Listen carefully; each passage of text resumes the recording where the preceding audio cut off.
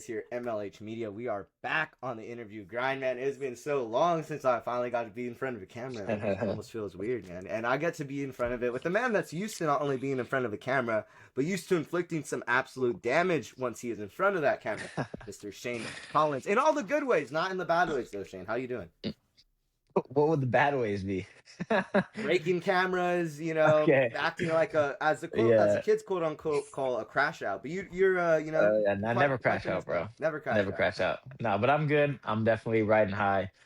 7-0, it's a good feeling, you know what I mean? So the I had this plan since like my pro debut, as we talked about, you were there covering my pro debut. So I feel like I've pretty much said what I was gonna do and have done it step by step. So um I'm feeling pretty good about where I'm at and everything that's gonna happen going forward. So pumped. And that's something that I'm glad that you kind of jumped into that, and not even so much mentioning that I was at your pro debut, which is funny enough, Yeah, kind bro. of like something that I think about a lot as well, is because of how short it was. I mean, only in May 2024, you made that debut over there for A1 Combat, was an absolute like splash onto the scene, got a KO in the second round. Speaking about that though, how has it felt though developing not only as a professional, but has it felt any different kind of making that jump now to a championship, and then now obviously you got UFC Fight Pass posting about you. Has it felt like almost kind of Yeah. surreal that it's happened all so fast? I think it like would be had I not had these like expectations kind of going forward. And I'm not somebody that like when I made my pro debut, I wasn't like, I need to get to the UFC right now, This was I think a lot of fighters have that mentality. And I just knew where I was going to be going forward. And when I made my pro debut, I already had a high skill level and a lot of experience as an amateur, but I knew that I wanted to take it slow. I knew I wanted to get the right type of tests. And I feel like every big leap that I took in my career, whether that be making my pro debut or fighting for an A1 combat title for the first time when I'm 3-0, all those things like, um, from the outside might have looked like big jumps, but for me, I feel like they were all kind of perfectly timed. And now to be at the point now where, um, I'm 7-0 in my last two fights. Fight Pass has been pushing me a lot. They've been giving me a lot of coverage. They've named me the fighter to watch over the weekend and all of these types of things. So I know they're teeing me up. You know what I mean? I'm seeing that they're clearly teeing me up, but it's all come at the kind of the right moment. It wasn't when I was 3-0 or 4-0. It's now, and so I'm feeling very confident and very at peace with where I'm at and how everything is kind of formed around me at this point in time. And speaking a little bit about that, you also have mentioned in previous interviews that I've had with you that you've actually liked that you didn't get that push so early on in your career, so Yeah, to speak. You did fight for a title a little bit early on, but you weren't really like I want to go to the UFC right away. You weren't one of those guys that's 4-0. I'm shouting for Dana White Contender Series. Even with this last fight, Dominic Quasto mentioned on commentary, hey, if I go into this fight, I don't really have to take this fight. I can kind of go ahead, ease my yeah. way on, and possibly see what rides for me. What do you think differs from you in your sort of mindset as a fighter compared to a lot of other fighters on the scene at this moment? Because I believe that we have kind of seen this almost infiltration of all these guys wanting so fast to jump into any one contender series, and then we've talked about it before Yeah. where you don't hear about these guys 2 years later. Yeah. Yeah. This was always my biggest fear. And I felt like for 99% of fighters, they fight too long on the regional scene, where like it's tough for them to get an opportunity. Maybe it's just the UFC just doesn't like them or they're not being pushed in certain ways. So like for me, my experience as a fighter just training with all these guys over the years, and I know so many guys that are, they're 14, 15 fights deep into their pro career and it's like, oh man, I just want to fight on contenders. I want to get there. I want to get there. So for me, I always knew like they're gonna want me. Like I just knew like they're gonna want me. For me, if I'm being fully transparent, it's been kind of uh I think they wanted me too early, like if I'm being honest, I've had some opportunities that have popped up that I probably could have taken that would have got me there sooner, or I didn't have to take these other fights that I was doing. But for me, I always wanted to be very, very confident that when I went there, I was there to stay, And I think over the past couple months has been a real like mentality change for me, which was since I was 15 years old and training in this sport, having the dream to be in the UFC and to work my way up the ranks and all that. Everything I was doing was like in preparation for that. So even when I make my pro debut and I fight for the title for the first time and all these like kind of milestone things that I've had, it's never been in the mentality where it's like, oh, this is the next one, and then I'm going to the UFC. No, all this has just been like, all right, I'm just getting data, I'm just getting experience, I'm getting everything that I need to get all the knowledge so that one day I'll be prepared. And now it's kind of like, all right, that day is approaching, and it's time to not be in preparation mode anymore, and it's time to be in like, all right, I'm ready to take these opportunities when they come because you can't turn them down all the time. And I think a lot of people don't ever really have the opportunity to turn down opportunities, because they're just struggling. They want to get there. And obviously, I've been very blessed with A1 and 559 and all these promotions that seem to want to back me and push me and, give me that spotlight. Um, but I think that all of it has happened in the right timing. And I think, yeah, I'm only 7-0, but I have a lot of experience as an amateur, a lot of experience as a pro. I fought some tough guys as a pro, had some hard fights. You know what I mean? Like it wasn't.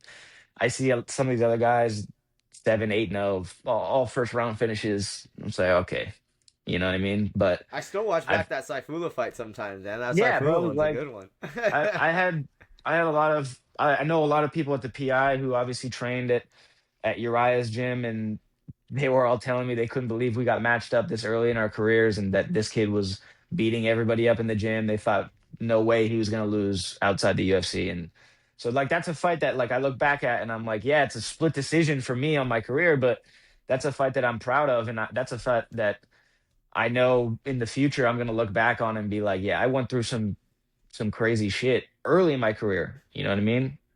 And it doesn't maybe look like that because I'm 7-0, but I had a tough fight with him, bro. And I had a tough fight with Eli Evangelista, who's 4-0 at the time, and I don't think he's gonna lose on the regional scene either. So I'm proud of the type of tests that I was able to pass, and now I just think it's time. And when the opportunity comes, I'm gonna be confident and ready to jump on it. And speaking about those tests, I mean, not only have you faced them in your actual fighting career, but you face them in the gym every day. You get to train with Bruno Souza, that whole Cobra team. I mean, is quite the Yeah, elite team. You got Jonathan Powell over there, who's been on quite the rise. Obviously, I would be remiss if I didn't bring up John Paul, who's obviously been yeah, on quite the run in the UFC. But I mean, you're also kind of being recognized on the outside looking in. You got guys like Aljamain Sterling, Merab Dvalishvili, who've been yeah. watching you and have been giving you your props. How is that to have been kind of infiltrated with those guys and Kanan not only working over there at the UFCPI, with your team, with the Cobra team, but now kind of bringing in some guys in Merab and Aljamain that have some championship kind of experience in their repertoire. Yeah, I mean, I've trained a lot personally with Aljamain. I haven't trained too much. I trained like once or twice with Marab, just had more like conversations with him. Um, I can speak more on behalf of on Aljo, and I know him training with us over the past like year or so has been a really big eye-opening experience for me, because this is a guy who has accomplished everything that, I want to accomplish in the sport, and somebody who did it the right way, somebody who works hard, was never given anything easy in the sport.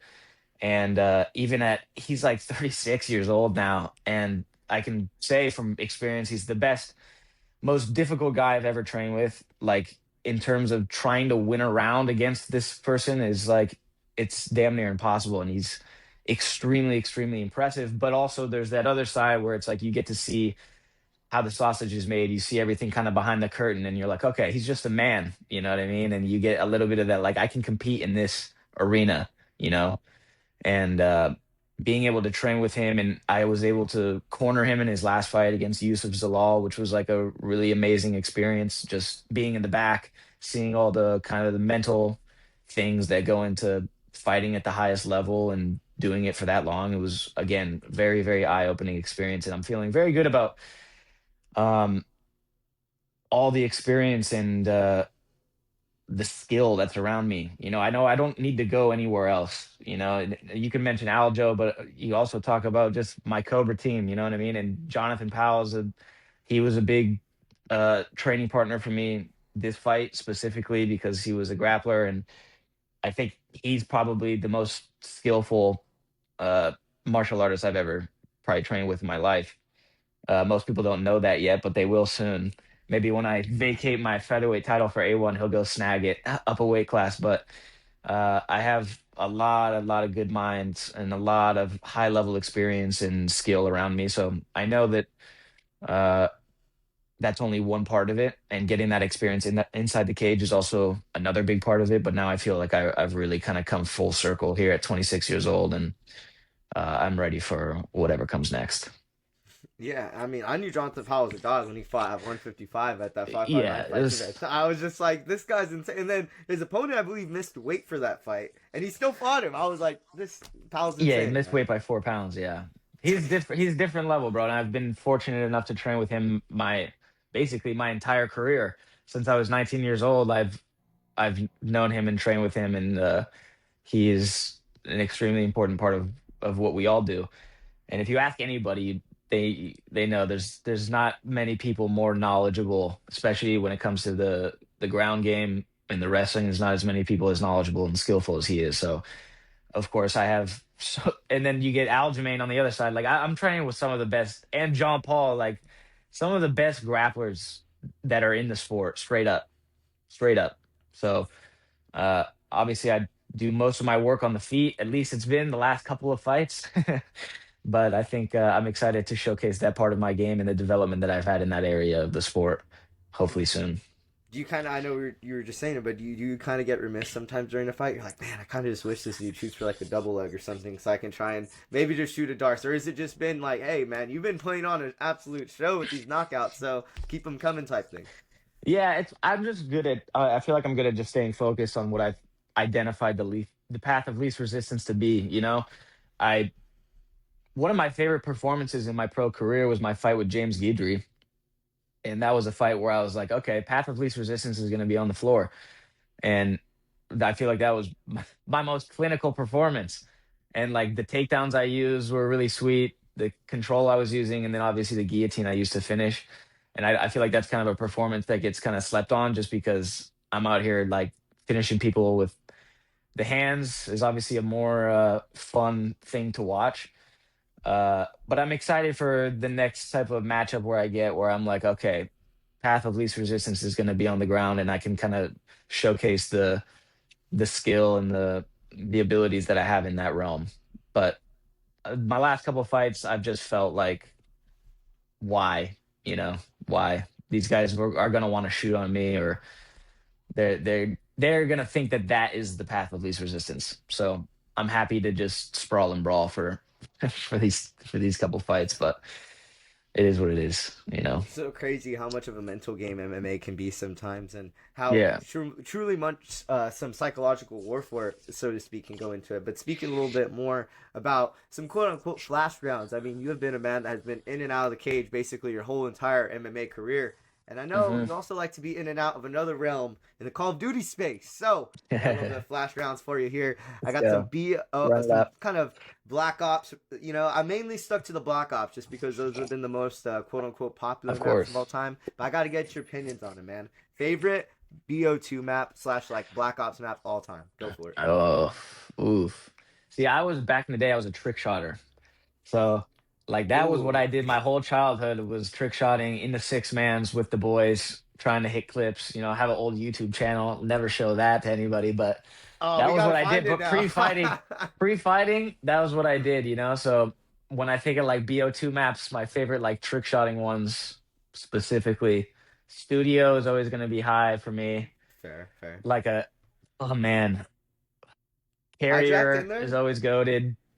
Hijack, no, No, no, no, not big no, hijack guy. Too small no, for not a you. hijack guy. That's a decent like free for all map if you're trick shotting free for all, but uh yeah, I would say carrier and I would say studio. If there was one like OG map that I would put on there, it'd be raid because the other ones were DLCs. Yeah, Ray does go. Studios I was just DLC. about to say. I was funny enough, just about to say Ray kind of for the trick shots because you got that whole like open area, and then Yeah, you have that like middle the area. palm So tree. There was a yeah, palm it's tree shot there too. High all level right. We'll go stuff. Modern Warfare now. Modern Warfare. I'm gonna give you my personal for Modern Warfare, and it's kind of controversial, but I think it's a like top tier one. I always say Terminal, but some people don't like What are Terminal. you talking about? That's Terminal's what, like the bro. I've goat. told people so many times. I'm like, Terminal's No, goaded, bro. but so many I was people have about to been like, say. I don't know if it's my favorite because some people like Rust.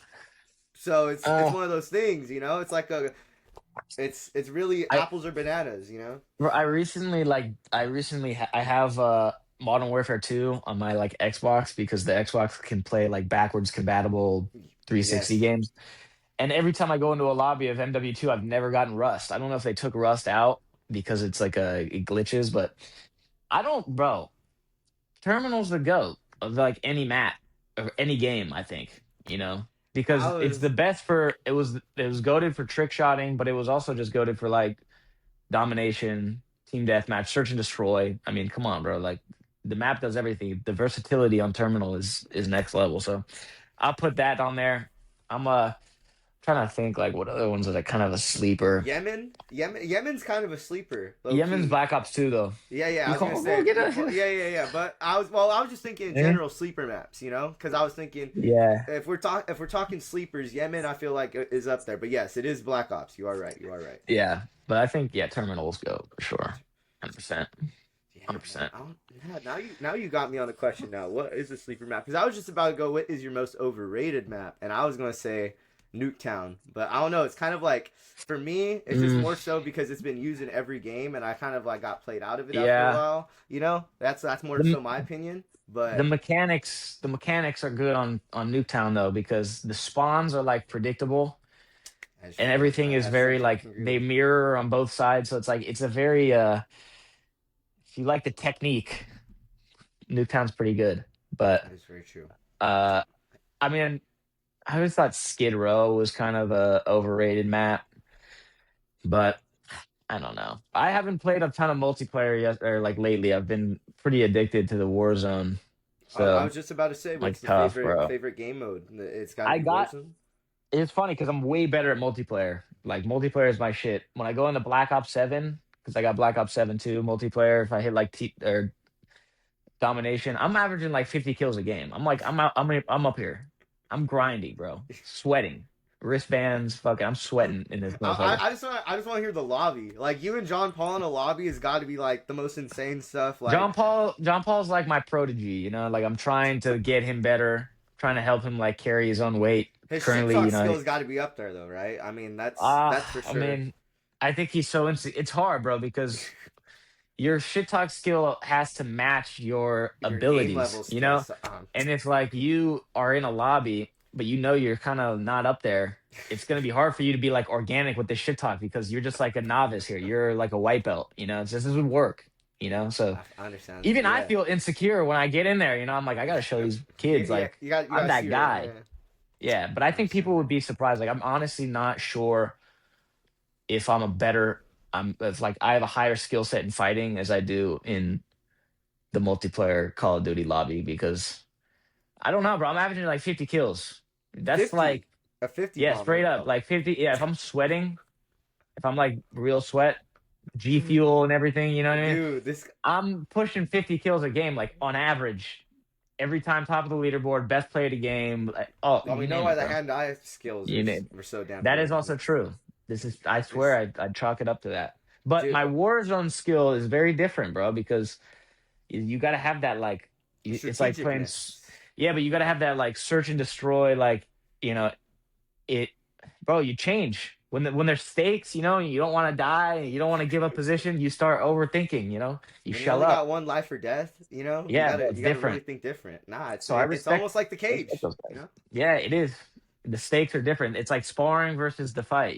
that's People what in I'm sparring saying. are great, but when they get out there, they freeze up. And I'm kind of that guy right now, bro. And it's pissing me off because I, dude, Is I it for you just like the watch last videos all 10 the or time. something or what? Like last Yeah, 15? bro. Yeah, yeah. Like I just can't play aggressive in those moments. It's not my I was like. just about to say that's the same thing for me. Like I'm good Yeah, up until that lead up, and that last 10 or 15, I'm always like, And some dude just like it just Yeah, pushes he the gas a rushes little bit. in. Yep. Yeah, Mm-hmm. and then he just gets your ass, and He that's gets your ass that's my every problem. time. Yep. So you would confident in saying best gamer out of the Cobra team crew? Best gamer? Yeah. You think you're Me. wiping anybody in UFC Yeah, at the yeah, yeah, moment, yeah. gaming wise? Yeah, I think so. I don't know about like Warzone, man, because like I feel there's a lot of good Warzone players out there. A lot of Yeah, people play Warzone, but like that's pre true. Warzone, when it just comes down to like Call of Duty, like just Just domination or team multiplayer. deathmatch, Yeah. yeah, I don't think anybody can fuck with me in that way. But my coach Mateus is a very good Warzone player as well. He's been playing a long, long time. Ever since COVID, he's stuck true to his weekly games with his boys. He plays with Jose Aldo back in Brazil, and they play all the time. So if I'm playing Warzone, I need Mateus in there. Also, shout out to Levon Shokali.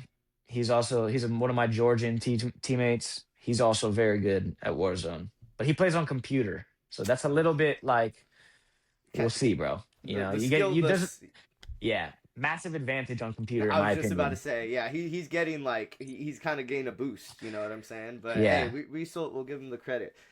Just I was funny enough was about to say, so you just filled out two of the slots. Who's the last one that's going in who's the out of the last guys? one? Oh, out of my guys, I'm gonna have to put John Paul in there because John John Paul's been Paul. putting in the work. You know what I mean? I He takes respect his it. he takes his Xbox back from Las Vegas to California. He bought a monitor in both states. Oh, That he's a way, he's like grinder. really He's a dialed in. Yeah, grinder. We he's love really it. trying. And he never played video games up until like very recently, and I got him like hooked on Warzone. So after his last fight, actually, he like we flew in, bro, and he just went. We went straight to Best Buy, and he bought an Xbox like with his fight money. So we're dialed in now. Shout This out is Dana, shout out Mick, shout out Sean yeah, Shelby, man. first Help pay for my purchase, boys' Xbox. Just a couple first last purchase questions. after the dub. Just a couple last questions for you, man. I know you very valuable time. I really appreciate you No, bro, I ain't doing spending this shit. quality time in with me, man. But man, it's been absolutely crazy to not only get to see the revolvement of your career, but also get to see the evolvement of you as a human being. You've gotten to not only get to work with your team very closely, but you've also gotten to see the people around you getting to grow as well. You just mentioned your coach Mateus. He recently just got his own gym ish kind of in the area Hmm. of the Q. How has that been to not only get to see your fight career develop, but also the people around you, yourself develop? I mean, how has that been to see the humans around you kind of develop, so to speak?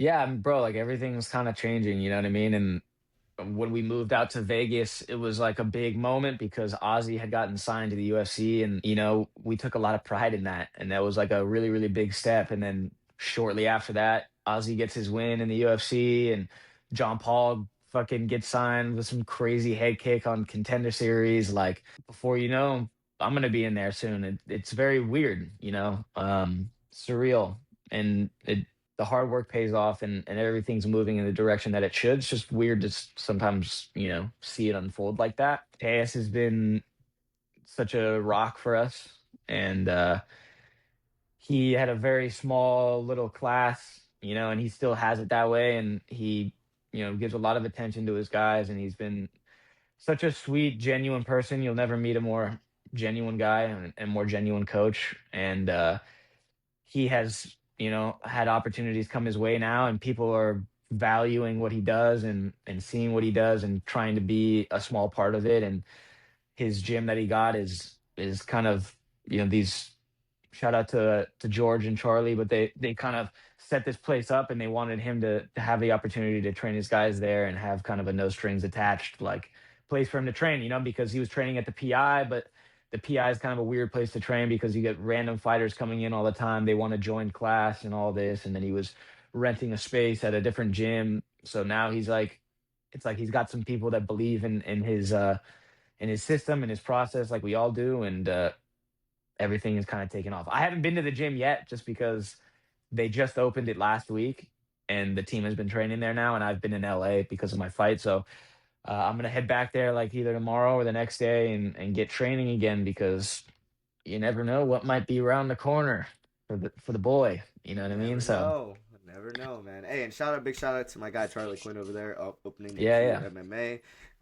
Obviously, I wanted to kind of give a big shout out to Mateus. Like how you said, I know he's been grinding. He's been having that class with the PI for quite some time. He's had a lot Yeah, of bro. acclaim from not only fighters on the regional scene, but UFC guys. I mean, even UFC coaches who have been like kind of asking for his expertise, and so to speak. So it's really awesome to get to see him Yeah, get his man. flowers, get to see everybody in your team get Yes. their flowers. But now, kind of closing out here, so to speak, on this interview here. I know you just mentioned possibly you've been going back and forth. I believe you're over there, kind of the beach area, Huntington Beach, or where are you at exactly? Hermosa Beach right now. Hermosa Hermosa Beach. Beach. Is there any chance we get to see them move to Vegas anytime soon? Yep. So right now we just got a new apartment. I live with my girlfriend here in Hermosa, and she's been out here for the last uh 2 years. And well, ever since I moved to Vegas, I've done the drive back and forth, and now she's gonna move to Vegas. I got her fully believe in my career, so now we're Let's go. fully moving to Vegas, and our last month here will be the month of May, and then we'll be in our new apartment in Vegas. And Bruno just moved his wife out to Vegas, so now they live there full time. So Cobra Team is fully in Vegas now. Not Fully have to do Nevada so much rooted. driving back and forth. So I'm pretty pumped. The I do love everything about California, especially when you're in Hermosa Beach. There's nothing to really complain about. But Yeah. just to have that extra time to rest and truly just focus on training and everything is going to be a big benefit going forward, especially when you know the sport is not going to get any easier. So we take every advantage that we can get and just fully commit to what we're doing, and good things are going to come from it. Is there any final closing statements you would like to go ahead and make in this interview? You've had quite the run on the regional scene, possibly going to be looming in on a Dana White Contender Series spot in this coming year, or possibly, who knows, maybe your last UFC kind of featherweight step in, lightweight step in. You never know what's Yeah. next for you, Shane. What's next, man? I don't know. I'm gonna try to stay in shape. I tend to get too fat outside of fight camp, but I think, like I said, I never was anticipating like, oh, I'm gonna have some opportunity to step in the UFC. I was like, nah, dude, fuck that. I'm like 4-0. Let me get some more experience, all this. So the mentality has definitely been different after this one. Obviously, with all the fight pass noise, and I know I have some things on the horizon I got to watch out for. So for me, I'm like, all right, I had my one day of fun. Now I got to get back and make sure that I'm ready and can pull up on in good peak form if they call me. So they know where I am. I'll be at the PI right across the street training, and if they need me, ring my line. I'll be there. But I think it's safe to say that you might have seen the last of me on the regional scene, but never say never.